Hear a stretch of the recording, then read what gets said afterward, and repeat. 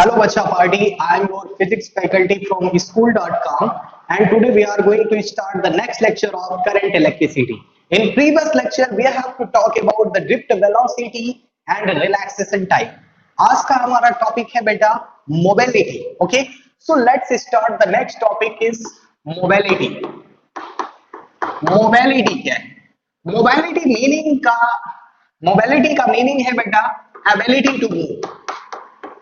Ability to move करने की ability को ही क्या बोलते हैं? मोबिलिटी बोलते हैं. But now the question arises, sir किसके मूव करने की एबिलिटी? तो चार्ज के मूव करने की एबिलिटी. और जो चार्ज मूव करता है, मोशन करता है, उसको बोलते हैं व्हाट बेटा? Mobile charge carrier. Mobile charge carrier. I hope आपको इतना बात क्लियर है.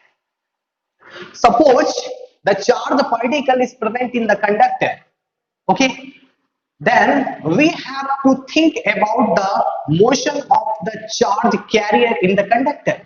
That means what is the reason behind the motion of the charge carrier in the conductor? यानी किसी भी कंडक्टर में चार्ज कैरियर के मोशन का रीजन क्या है? तो इसका सिंपल सा रीजन है बेटा बैटरी. क्या है बेटा? बैटरी. ओके, बैटरी काम क्या करता है? बैटरी का काम है बेटा it pushes the charge particle. It pushes the charge particle. और या तो आप कह सकते हो बेटा इट प्रोवाइड्स एनर्जी. ये क्या प्रोवाइड कराता है? एनर्जी प्रोवाइड कराता है. ओके, बैटरी का ये काम. अच्छा, मोबिलिटी के केस में होता यह है जनरली कि अगर कोई भी charge particle which is present in the conductor, अगर हमने उसको बैटरी के साथ में कनेक्ट कर रखा है तो बैटरी कंडक्टर को क्या प्रोवाइड कराएगा? एनर्जी. और जब चार्ज पार्टिकल जब एनर्जी को एब्जॉर्ब करेगा तो it will start the motion. ये क्या करना स्टार्ट करेगा? मोशन करना स्टार्ट करेगा. ओके बेटा. अच्छा, but now the question arises, sir कि अगर उस कंडक्टर को अगर डिफरेंट लेवल की एनर्जी प्रोवाइड कराई जाए तो क्या चार्ज पार्टिकल की वेलोसिटी चेंज हो जाएगी? तो डेफिनेटली बेटा उसकी वेलोसिटी चेंज हो जाएगी. But how? इधर समझिए. Suppose this is a type of conductor. ये आपका एक कंडक्टर है. ओके, अब ये बात आती है कि जो मोबाइल चार्ज कैरियर है किसी भी कंडक्टर के अंदर, बेसिकली वो क्या होते हैं? तो मोबाइल चार्ज कैरियर होते हैं बेटा इलेक्ट्रॉन. ये बात रिमेंबर रखना है, ठीक है? ये कंडक्टर के अंदर की बात है. सेमीकंडक्टर पे मोबाइल चार्ज कैरियर डिफरेंट है, इलेक्ट्रोलाइट में डिफरेंट है. तो यहां पर बेटा इलेक्ट्रॉन मोबाइल चार्ज कैरियर का काम करेगा. अगर हम इसको डिफरेंट लेवल की बैटरी यानी 8 वोल्ट 16 वोल्ट इससे कनेक्ट करें, ठीक है, इससे अगर हम कनेक्ट करें तो इसकी जो वेलोसिटी है, यानी कि इसकी जो वेलोसिटी होती है इलेक्ट्रॉन के मूव करने की जो वेलोसिटी है उसको ड्रिफ्ट वेलोसिटी बोलते हैं. प्रीवियस टॉपिक में हमने पढ़ा है. तो ये भी क्या हो जाती है बेटा? चेंज हो जाती है, यानी डिफरेंट होती है. ओके, यानी डिफरेंट हो जाएगी. ओके, इतनी बात क्लियर है बेटा, ठीक है? तो यहां से मैं ये बात समझ में आ गया कि अगर डिफरेंट वोल्टेज की बैटरी को अगर कनेक्ट करेंगे तो ये डिफरेंट एनर्जी लेवल प्रोवाइड कराएंगे इस कंडक्टर को. और जब इसके पास डिफरेंट एनर्जी लेवल आएगा तो ये डिफरेंट वेलोसिटी से क्या करेगा? मूव करेगा. यानी इसकी वेलोसिटी भी क्या हो जाएगी? चेंज हो जाएगी. ओके बेटा, वेलोसिटी चेंज हो जाएगी. बट दूसरे पॉइंट ऑफ व्यू से इसी बात को समझते हैं. दूसरे पॉइंट ऑफ व्यू से कैसे समझेंगे? इधर देखो.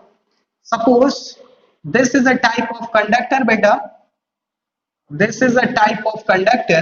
इस कंडक्टर को हमने कनेक्ट किया है एक बैटरी के थ्रू. और वो बैटरी है, उसका वोल्टेज है कितना बेटा? V वोल्टेज की बैटरी है. This is the positive terminal, this is the negative terminal. Always current कहां से फ्लो होता है? पॉजिटिव टर्मिनल से नेगेटिव टर्मिनल की ओर. ओके, अब यहां पर जो चार्ज कैरियर का काम करेगा वो कौन करेगा? इलेक्ट्रॉन करेगा. ठीक है, तो ये पॉजिटिव टर्मिनल, ये कौन सा टर्मिनल? Negative terminal. तो बैटरी अगर हम कनेक्ट कर देंगे तो यहां पर इलेक्ट्रिक फील्ड जनरेट हो जाएगा. और इलेक्ट्रिक फील्ड की डायरेक्शन पॉजिटिव चार्ज से किधर की ओर होती है? नेगेटिव चार्ज की ओर होती है. तो यहां पर ये बात है, फील्ड कॉन्सेप्ट क्या बोलता है? फील्ड कॉन्सेप्ट ये बोलता है कि अगर किसी भी एक्सटर्नल फील्ड में अगर कोई भी एक्सटर्नल चार्ज आता है तो चार्ज क्या करता है, फील्ड उस चार्ज पर मोशन अप्लाई, सॉरी फील्ड उस चार्ज पर फोर्स अप्लाई करता है, तो वो चार्ज पार्टिकल क्या करना स्टार्ट कर देता है, मोशन करना स्टार्ट कर देता है। ओके बेटा, क्या करना स्टार्ट कर देता है, मोशन, इस डायरेक्शन मोशन करना स्टार्ट कर देता है। आई होप आपको इतना बात क्लियर है। तो यहां से एक फंडामेंटल बात ये क्लियर हो गई कि व्हाट इज द मोबिलिटी। तो mobility is the property of the conducting material which tells us how easily the charge particle या charge carrier can travels in the conductor. यानी कि कोई भी जो चार्ज कैरियर है या चार्ज पार्टिकल है वो कितना इजीली कंडक्टर में फ्लो कर सकता है, इसी प्रॉपर्टी का क्या नाम है बेटा, मोबिलिटी। ओके, बट जो मेन टॉपिक है, जो हमको समझना है, जो हमको नोट्स में लिखना है प्रॉपर वे में, वो क्या है, उसकी ओर चलते हैं। ठीक है बेटा, तो यहां से हमें एक फंडामेंटल बात ये क्लियर हुई, क्या क्लियर हुई कि अगर हम डिफरेंट वोल्टेज की बैटरी को कनेक्ट करेंगे तो यहां से डिफरेंट इलेक्ट्रिक फील्ड आएगी, डिफरेंट क्या आएगी बेटा, इलेक्ट्रिक फील्ड आएगी। और जब डिफरेंट इलेक्ट्रिक फील्ड आएगी तो यहां से डिफरेंट क्या आएगी, वेलोसिटी। डिफरेंट क्या आएगी बेटा, वेलोसिटी। किसकी वेलोसिटी, तो चार्ज कैरियर की वेलोसिटी। ओके, चार्ज कैरियर की वेलोसिटी, इतना बात क्लियर। तो यहीं से हम डेफिनेशन को डिजाइन करेंगे बेटा। वो डेफिनेशन क्या हो जाएगी, इस that is the definition of the drift velocity, sorry mobility, जिसको मैं लिखने जा रहा हूं। वो डेफिनेशन क्या है बेटा, इसको लिखेंगे drift velocity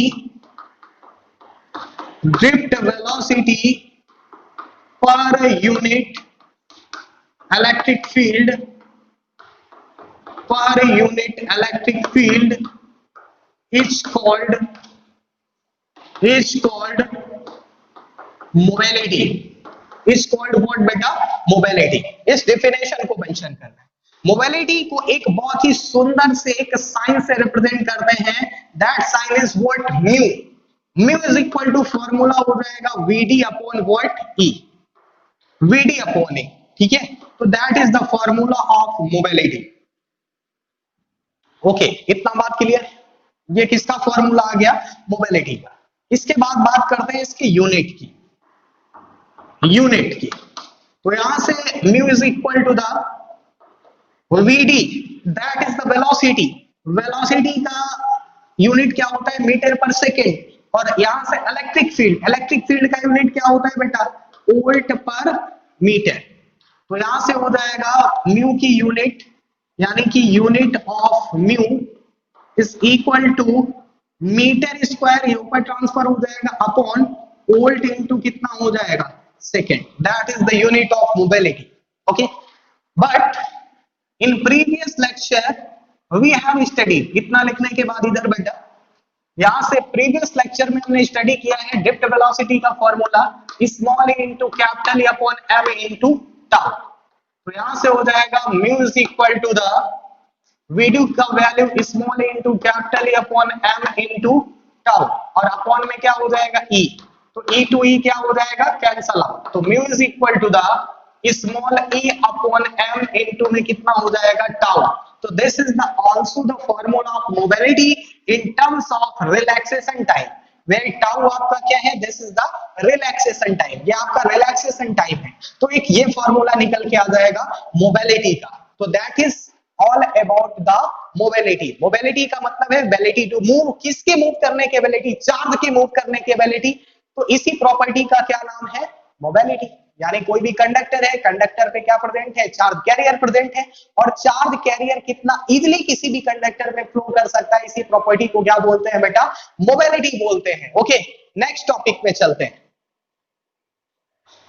next topic is very interesting topic, very interesting topic of this chapter, that is the Ohm's law. That is what beta, that is Ohm's law, that is Ohm's law. आपने electrostatics में बेटा Coulomb's law पढ़ा, और इन the same वे हम current electricity में क्या पढ़ेंगे, Ohm's law की स्टडी करेंगे। ठीक है, ओम्स लॉ क्या है बेटा, it was discovered by a famous German scientist George Simon Ohm. इसको किसने डिस्कवर किया था, तो इसको डिस्कवर किया था बेटा एक जर्मन साइंटिस्ट, एक जर्मन साइंटिस्ट जॉर्ज साइमन ओम, जॉर्ज साइमन ओम ने, ओके, जॉर्ज साइमन ओम ने इसको डिस्कवर किया। इनके अकॉर्डिंग या जॉर्ज साइमन ओम ने कई सारे एक्सपेरिमेंट किए, और उस एक्सपेरिमेंट के बेसिस पर इन्होंने ये बताया कि जो वोल्टेज होता है वो किसके डायरेक्टली प्रोपोर्शनल होता है, करंट के डायरेक्टली प्रोपोर्शनल होता है। यानी after performing the so many experiment he showed that the voltage is directly proportional to the current, voltage is directly proportional to the current. But now the question arises, sir, but how? लेकिन कैसे ये होता है, इसको समझते हैं। इसको हम समझेंगे एक एग्जांपल के थ्रू। हम यहाँ पर बेटा बैटरी लेंगे, दो बैटरी, एक बैटरी का वोल्टेज है 1000 वोल्टेज और 1000 वोल्ट, और दूसरी बैटरी है जिसका वोल्टेज है बेटा 20 वोल्ट। ठीक है, 20 वोल्ट, और एक का कितना है 1000 वोल्ट। अगर हम आपसे पूछे बेटा कि इस बैटरी में which battery you have to like to touch, आप किसको टच करना पसंद करेंगे, then definitely your answer will be कि आप you have to like to touch the 20 volt of battery, आप 20 वोल्ट की बैटरी को टच करना पसंद करेंगे। इसका एक रीजन क्या है, इसको समझते हैं। अगर आप 1000 वोल्ट की बैटरी को टच करेंगे तो it will give more shocks, ये बहुत जबरदस्त झटका प्रोवाइड कराएगा। अगर आप 20 वोल्ट की बैटरी को टच करेंगे तो it will give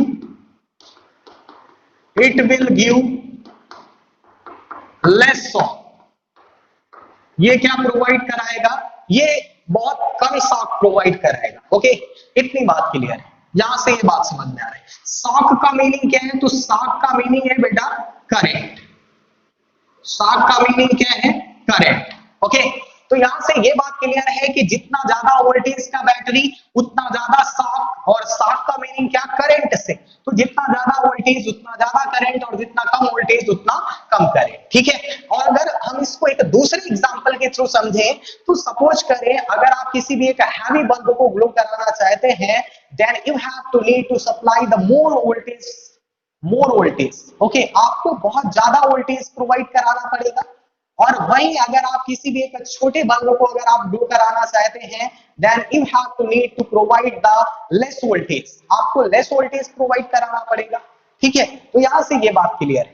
तो इन्हीं सब एक्सपेरिमेंट के बेसिस पर जॉर्ज साइमन ओम ने वर्ल्ड के सामने चिल्ला कर सभी को एक बात बताई। वो बात क्या थी, बात ये थी बेटा, जो इन्होंने सबके सामने बताई, पूरे वर्ल्ड को बताया कि potential difference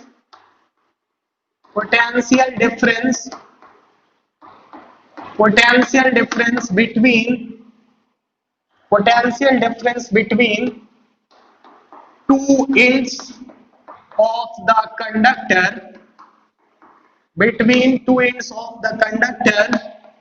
is directly proportional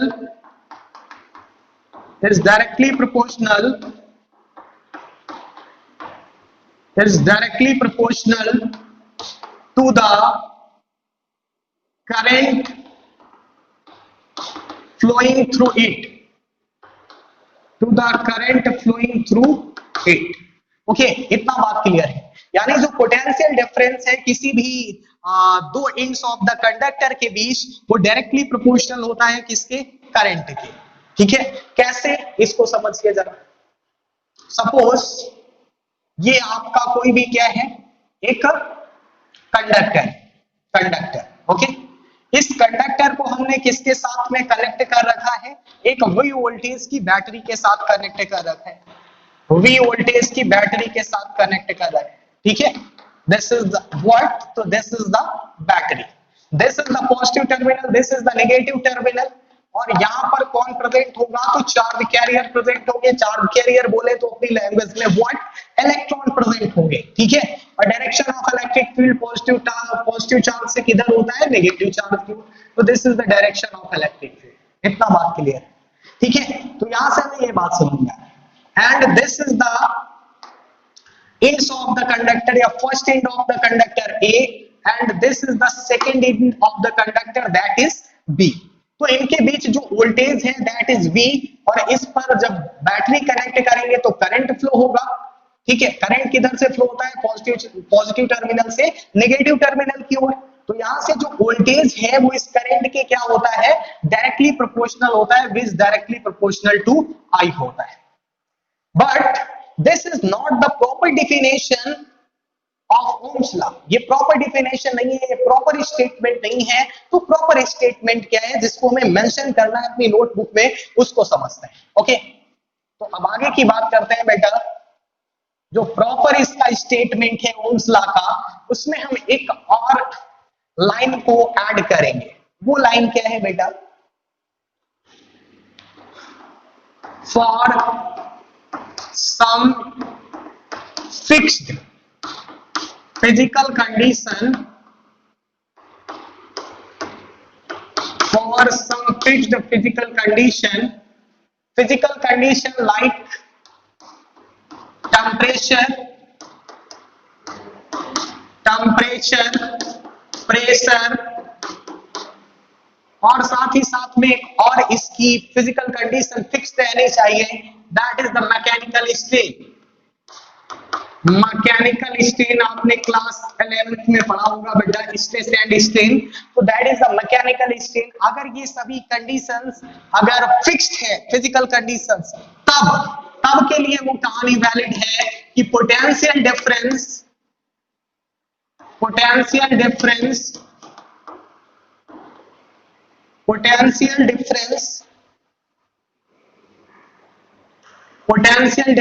between two ends of the conductor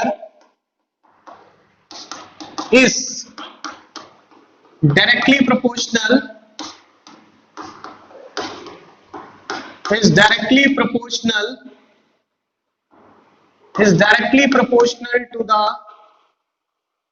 to the current flowing through in it। Okay बेटा, तो ये बात क्लियर है, ठीक है। कंडीशंस क्या होगी, ये जो कंडक्टर होगा इसकी कुछ फिजिकल कंडीशंस को हमें फिक्स करना पड़ेगा। वो फिजिकल कंडीशंस क्या होंगी, लाइक अ टेम्परेचर, प्रेशर, मैकेनिकल स्ट्रेन। अगर इस कंडक्टर की ये सभी फिजिकल क्वांटिटी अगर फिक्स्ड है तो पोटेंशियल डिफरेंस बोले तो V, यानी इस कंडक्टर के दो एंड्स के बीच का जो पोटेंशियल डिफरेंस है that is V is directly proportional to the current flowing through that conductor. इस कंडक्टर पे कितना करंट फ्लो हो रहा है, I। तो यहां से we can write बेटा V is directly proportional to what, I। V is directly proportional to I। अब यहां से बेटा that is the statement of the Ohm's law, ठीक है। अब जब यहां से हम प्रोपोर्शनैलिटी साइन को रिमूव करेंगे तो क्या आएगा बेटा, प्रोपोर्शनैलिटी कांस्टेंट आएगा। तो इसको हम लिख सकते हैं V is equal to the R into I। V is equal to the R into I। और ये जो आपका ये जो कांस्टेंट है प्रोपोर्शनैलिटी कांस्टेंट, इसी को बोलते हैं व्हाट बेटा, रेजिस्टेंस। क्या बोलते हैं, रेजिस्टेंस। क्या बोलते हैं, रेजिस्टेंस बोलते हैं, ठीक है। इतनी बात क्लियर। तो अब हम डिटेल में किसकी स्टडी करेंगे, रेजिस्टेंस की स्टडी करेंगे। ओके, रेजिस्टेंस की। बट रेजिस्टेंस की स्टडी करने से पहले एक टर्म्स को मैं इंट्रोड्यूस कराना चाहूंगा। That terms is what, that terms is resistor. What is the resistor? Resistor क्या होता है, the conducting material which offers some resistance is known as the resistor. एक ऐसा कंडक्टिंग मटेरियल जो रेजिस्टेंस ऑफर करे उसको क्या बोलते हैं बेटा, उसको रजिस्टर बोलते हैं। But now the question arises sir what is the resistance, तो रजिस्टर के बाद आने वाला टॉपिक क्या है बेटा, रेजिस्टेंस, उसको डिटेल में समझेंगे। तो इधर समझो जरा, the conducting material, the conducting material which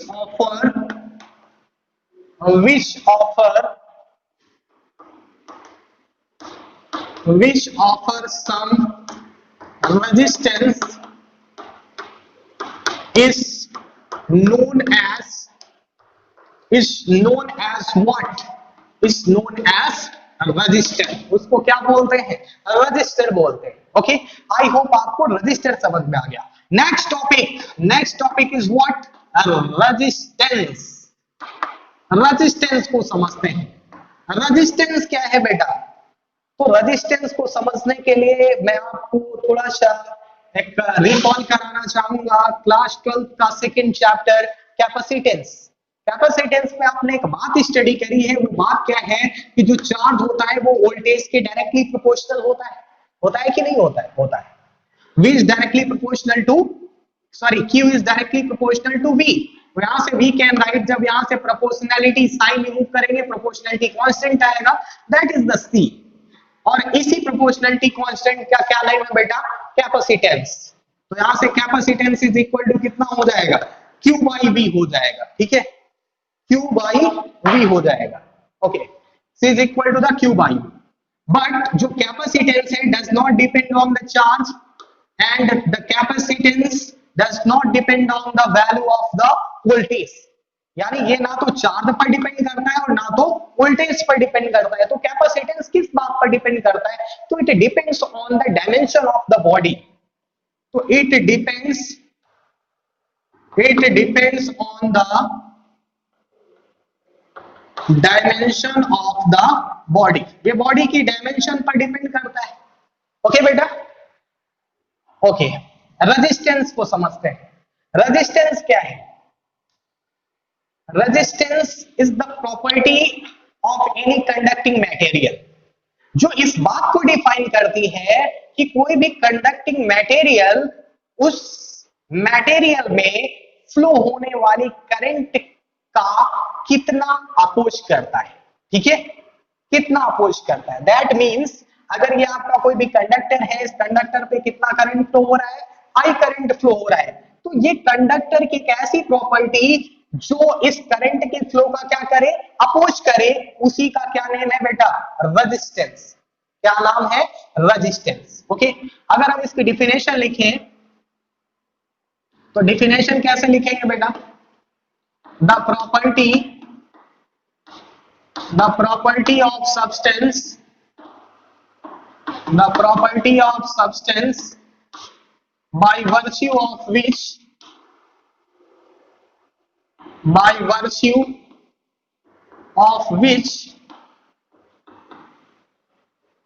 it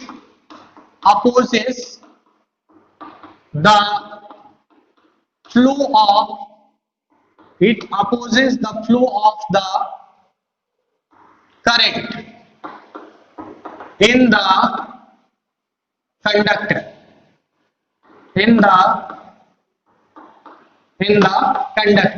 okay beta, the property of the substance by virtue of which it opposes the flow of current in the conductor is called resistance। Complete कर दिया जाए इसको, is called resistance, is called what, resistance। उसको क्या बोलते हैं, resistance बोलते हैं। अभी हमने पढ़ा ओम्स लॉ का स्टेटमेंट क्या था, V is directly proportional to what, I। जब हमने प्रोपोर्शनलिटी या साइन को रिमूव किया तो प्रोपोर्शनलिटी कांस्टेंट आया था, that is R into I। और यहीं पर हमने R को जब देखा तो इसका क्या नेम रखा था बेटा, रेजिस्टेंस। तो R इज इक्वल टू कितना हो जाएगा, V upon I। तो यहां से एक बात और क्लियर हो गई, मैथमेटिकली अगर हम इसको डिफाइन करना चाहें तो it is a type of ratio. किसका रेशियो है, वोल्टेज एंड करंट का रेशियो है। तो इसकी दूसरी definition, that is the mathematical definition. अगर हम लिखे बेटा तो मैथमेटिकल डिफिनेशन इसकी क्या हो जाएगी, मैथमेटिकल डिफिनेशन, उसको देखो बेटा, इतना नोट करने के बाद ऊपर चलते हैं, ठीक है, ऊपर, that is the mathematical definition की बात करते हैं, मैथमेटिकल डिफिनेशन, ओके। तो it is a type of ratio, किसका रेशियो, तो it is the ratio of, it is the ratio of potential difference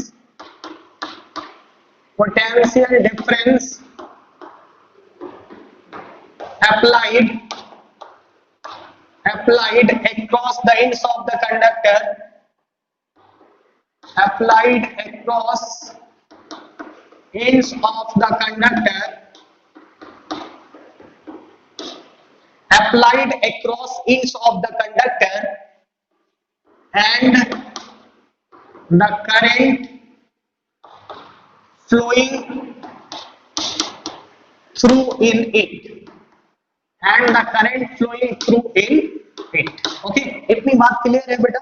it is a type of ratio, किसका ratio, किसी भी कंडक्टर में जो वोल्टेज है and जो करंट फ्लो है उसका रेशियो है क्या बेटा, रेजिस्टेंस, सिंपल सी बात है, ठीक है। तो ये मैथमेटिकल डिफिनेशन है और ये इसकी प्रॉपर डिफिनेशन है, दोनों डिफिनेशन को मेंशन कर दीजिए, कोई भी नंबर काट नहीं सकता है, ओके बेटा। आगे की बात समझते हैं जरा। तो यहां से आपने देखा, आपने इधर अभी मैंने लिखा था, क्या लिखा था, C is equal to the Q upon V, ना तो ये Q पर डिपेंड करता है और ना तो V पर डिपेंड करता है, ठीक है। तो कैपेसिटेंस ये किसकी प्रॉपर्टी है, तो ये प्रॉपर्टी है बेटा कैपेसिटर की। इन द सेम वे रेजिस्टेंस किसकी प्रॉपर्टी है, रेजिस्टेंस प्रॉपर्टी है रेजिस्टर की, ठीक है। इतना बात क्लियर है, ओके। इसकी प्रॉपर्टी, यहां से ये फॉर्मूला निकल के आया, R is equal to the V upon I। अब इसको समझते हैं जरा डिटेल में, इसकी यूनिट की बात करते हैं। तो unit of R is equal to the, इधर क्या हो जाएगा, वोल्ट अपॉन एम्पियर, और इसी को हम ओम के ऑनर में क्या बोलते हैं बेटा, ओम, और इसका सिंबल होता है कुछ इस प्रकार का, ओके बेटा, ओम बोलते हैं। यहां से ये बात क्लियर है। अगर हम डिफाइन करना चाहें 1 ओम को, तो 1 ओम को कैसे डिफाइन करेंगे, तो R is equal to the, अगर वोल्टेज किसी भी कंडक्टर में जो पोटेंशियल डिफरेंस है उसकी वैल्यू 1 वोल्ट हो और उस पर कितने एम्पियर की करंट फ्लो हो रही हो बेटा, 1 एम्पियर की करंट फ्लो हो रही हो, तो उस कंडक्टिंग मटेरियल का जो रेजिस्टेंस होगा वो डेफिनेटली कितने ओम का होगा, 1 ओम का होगा। कैसे लिखेंगे, ऐसे लिखेंगे, ठीक है। the resistance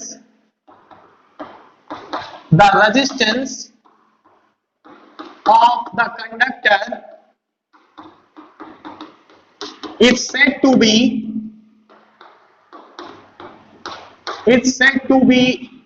1 ohm, okay।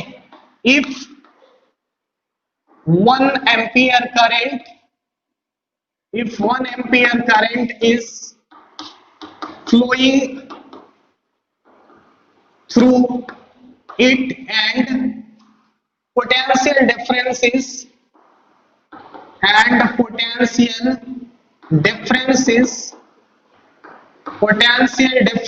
what, 1 volt. Potential difference कितना है बेटा, 1 वोल्ट। तो रेजिस्टेंस इस कंडक्टिंग मटेरियल का कितने ओम होगा, 1 ओम होगा, okay.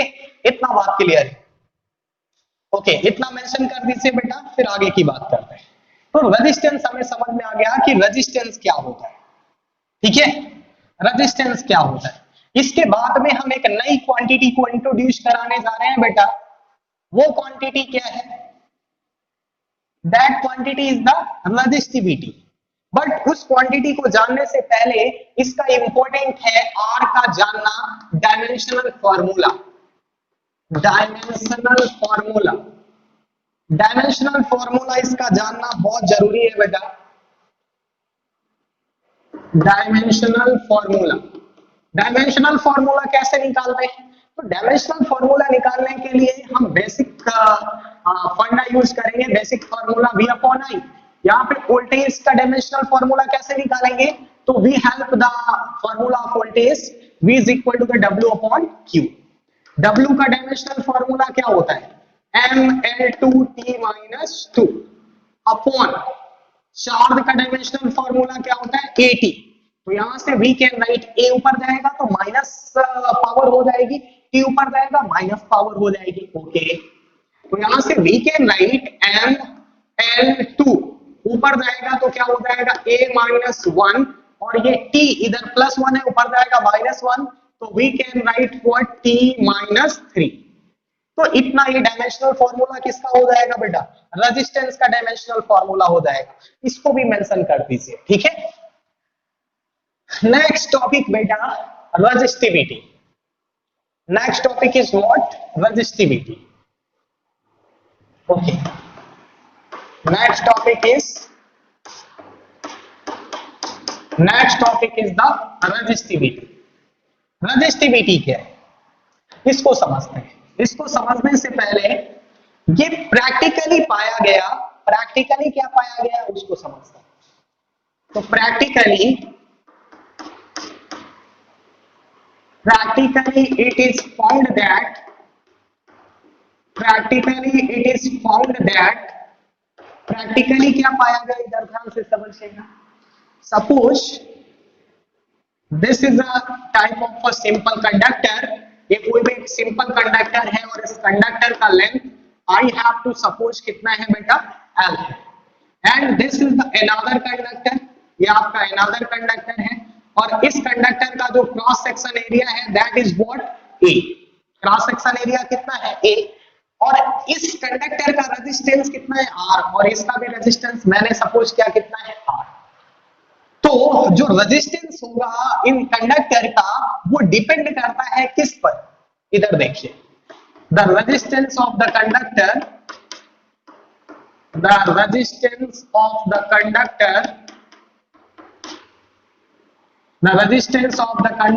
is depends on the following factor। ये फॉलोइंग फैक्टर पर डिपेंड करता है। वो कौन कौन से फैक्टर है, फैक्टर नंबर वन यानी कि जो किसी भी कंडक्टिंग मटेरियल का जो रेजिस्टेंस होगा वो उसकी लेंथ के डायरेक्टली प्रोपोर्शनल होता है, लेंथ के डायरेक्टली प्रोपोर्शनल। तो it is directly proportional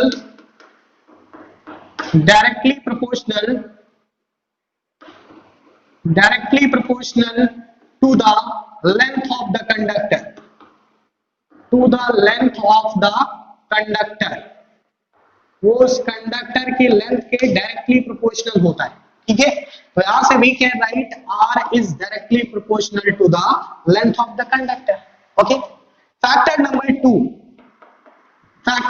to क्या होता है, जो किसी भी कंडक्टिंग मटेरियल का जो रेजिस्टेंस है यानी R वो उसके क्रॉस सेक्शन एरिया के इनवर्सली प्रोपोर्शनल होता है, ठीक है। तो यहां से लिखेंगे बेटा इट इज इनवर्सली प्रोपोर्शनल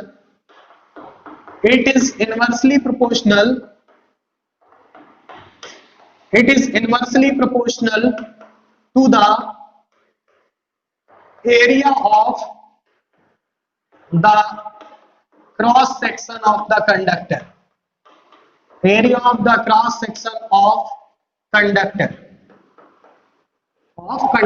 तो यहां से लिखेंगे R is inversely proportional to area of cross section of the conductor। इसको डाल देंगे बेटा इक्वेशन नंबर 1 और इसको डाल देंगे equation number 2। Equation number 1 and equation number 2 के बाद इधर देखिए फ्रॉम इक्वेशन 1 एंड 2, जब इक्वेशन 1 एंड 2 को जब हम कंबाइन करेंगे तो R proportional we can write L by A। जब प्रोपोर्शनलिटी साइन को रिमूव करेंगे तो प्रोपोर्शनलिटी कांस्टेंट आएगा, तो यहां से जो प्रोपोर्शनलिटी कांस्टेंट आएगा that is what, that is the rho. तो रो L अपॉन में कितना हो जाएगा बेटा A, rho L upon A। And ये जो प्रोपोर्शनलिटी कांस्टेंट हमने इंट्रोड्यूस कराया इसी का नाम क्या है बेटा, रेजिस्टिविटी। इसी का नेम क्या है बेटा, रेजिस्टिविटी। तो रेजिस्टिविटी का formula rho is equal to क्या हो जाएगा, RA upon L, RA upon L। और इसी रेजिस्टिविटी को एक दूसरे नेम से जानते हैं जिसका नेम है specific resistance, specific resistance of the conductor. Okay बेटा, इसका ये फॉर्मूला निकल के आ गया।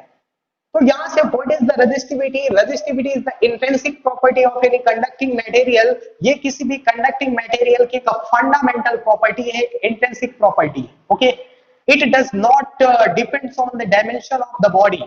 ये किसी भी बॉडी के शेप एंड साइज पर डिपेंड नहीं करती है। ओके, ये किसी भी बॉडी के शेप एंड साइज पर डिपेंड नहीं करती। तो किस बात पर डिपेंड करती है? तो कुछ फैक्टर्स हैं, उन पर डिपेंड करती है। It does not depend, it does not depends on the dimension of the body, dimension of the body. Okay, dimension बोले तो व्हाट बेटा? Shape and size, shape and size. Okay, इतना बात क्लियर है? Shape and size. तो यहां से shape and size पर डिपेंड नहीं करती है, तो किस पर डिपेंड करती है? तो it depends on the following factor, on the following factor, on the following factor. वो फैक्टर क्या है? Like a pressure, temperature, pressure, temperature,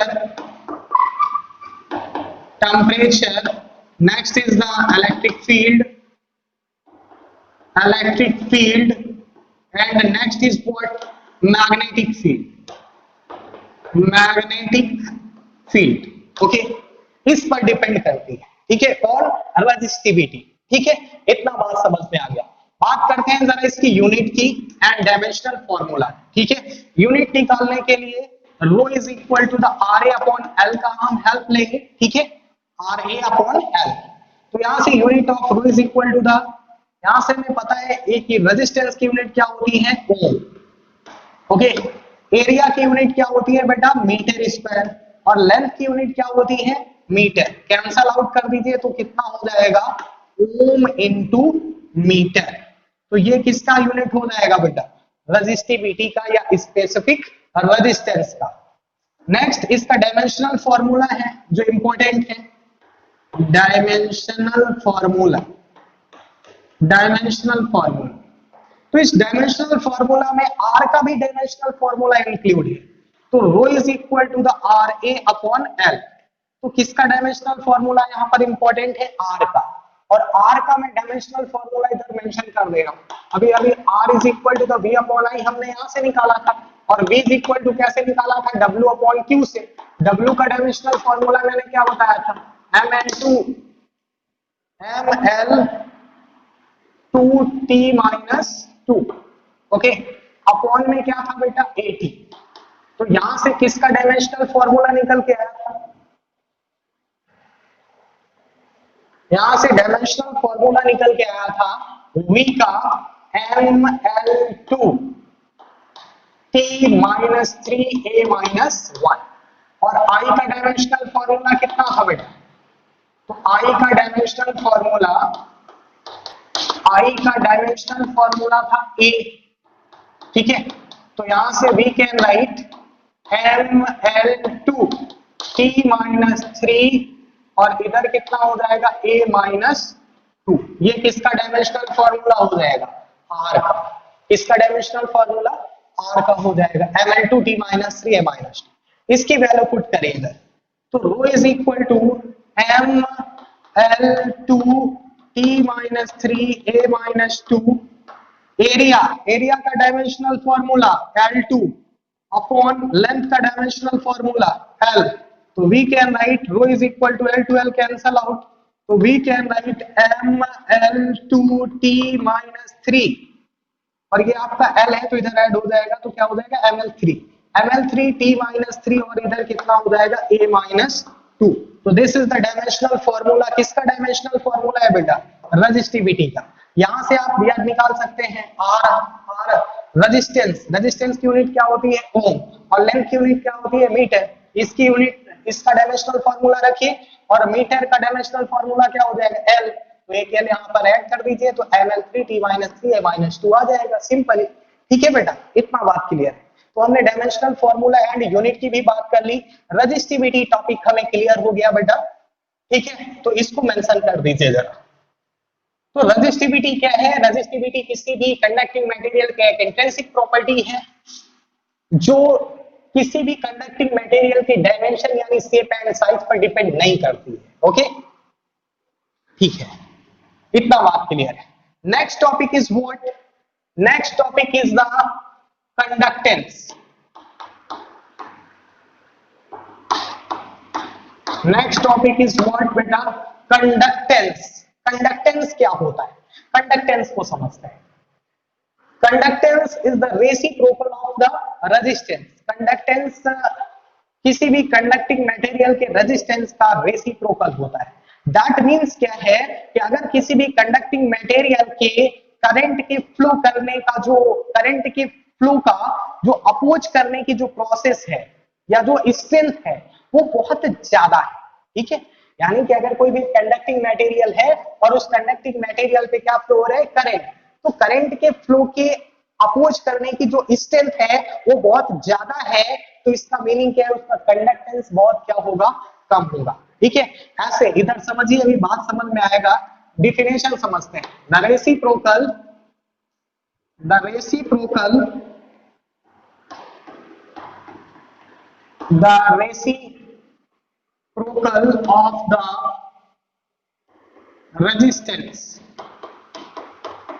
of the resistance is called what? Conductance is called what? Conductance। Conductance को किससे denote करते हैं? C से denote करते हैं। तो C इज इक्वल टू कितना हो जाएगा? 1/r। ठीक है, 1/r, यानी किसी भी कंडक्टिंग मटेरियल का रेजिस्टेंस जितना हाई, कंडक्टेंस उसका उतना कम। रेजिस्टेंस का मतलब क्या होता है? करंट के फ्लो का अपोज करने की जो स्ट्रेंथ है उसी को उस कंडक्टिंग मटेरियल की क्या बोलते हैं? रेजिस्टेंस बोलते हैं। रेजिस्टेंस जिसका जितना हाई है उसका कंडक्टेंस उतना कम है। इसके यूनिट की बात कर लेते हैं। यूनिट तो 1/r, r की यूनिट क्या होती है? ओम। तो इसको हम लिखेंगे ओम इनवर्स, या इसी को बोलते हैं बेटा साइमन। क्या बोलते हैं? साइमन बोलते हैं। ठीक है, साइमन या मोह, साइमन या मोह। ओके बेटा, इतना बात क्लियर है। अभी अभी हमने डायमेंशनल फॉर्मूला निकाला था किसका? आर का। आर का डायमेंशनल फॉर्मूला क्या था? ml2 t-3a-2, ये डायमेंशनल फॉर्मूला निकाला, ml2 t-3a-2। तो यहां से इसका जस्ट अपोजिट करना है, यानी इसका डायमेंशनल फॉर्मूला की अगर बात करें, dimensional formula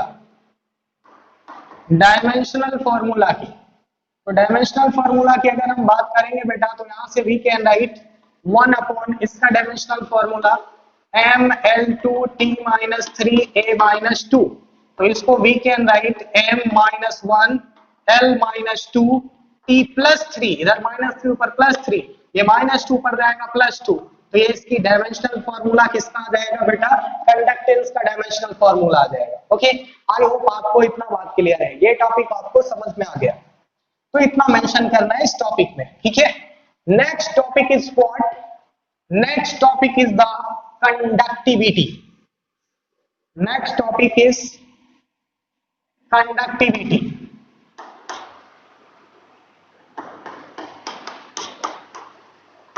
conductivity next topic is what बेटा? कंडक्टिविटी। कंडक्टिविटी क्या है? जैसे अभी अभी हमने स्टडी किया, the reciprocal of the resistance is known as the conductance. In the same way the reciprocal of the resistivity is known as what? Conductivity.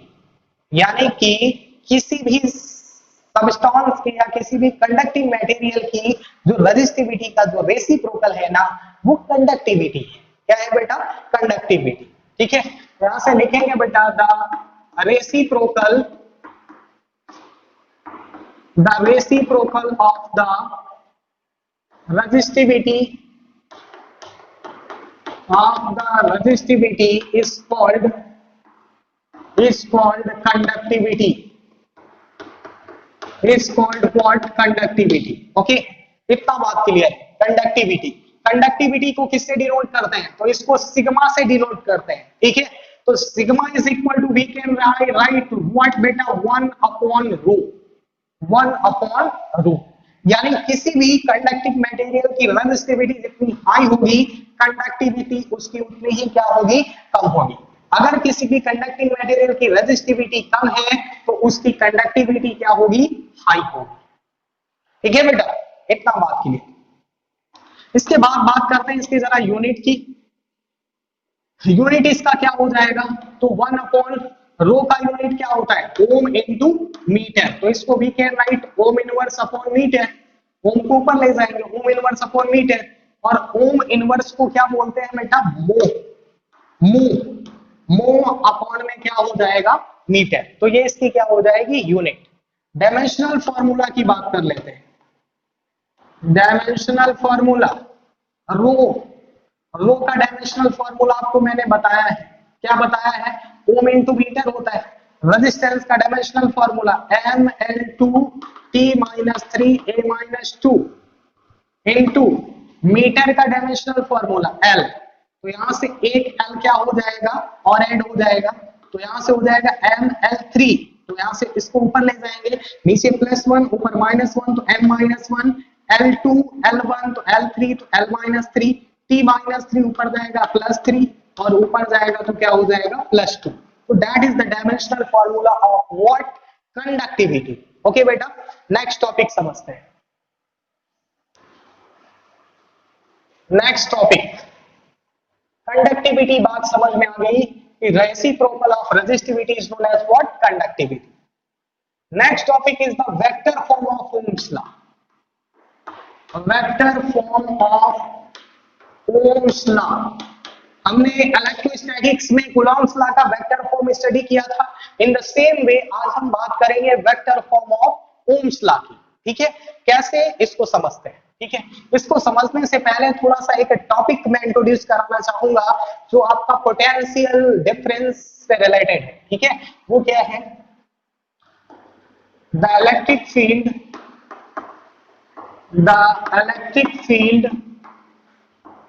Of a given conductor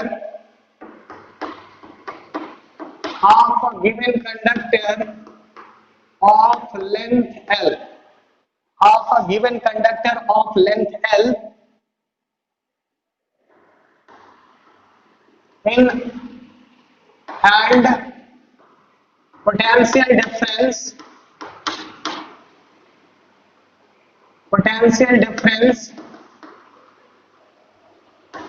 is V is given by the formula E is equal to the V upon L. Okay, ये कैसे आया डर समझिए. Suppose ये आपका कोई भी एक क्या है? कंडक्टर है. ठीक है, इस कंडक्टर का लेंथ कितना है? I have to suppose L है.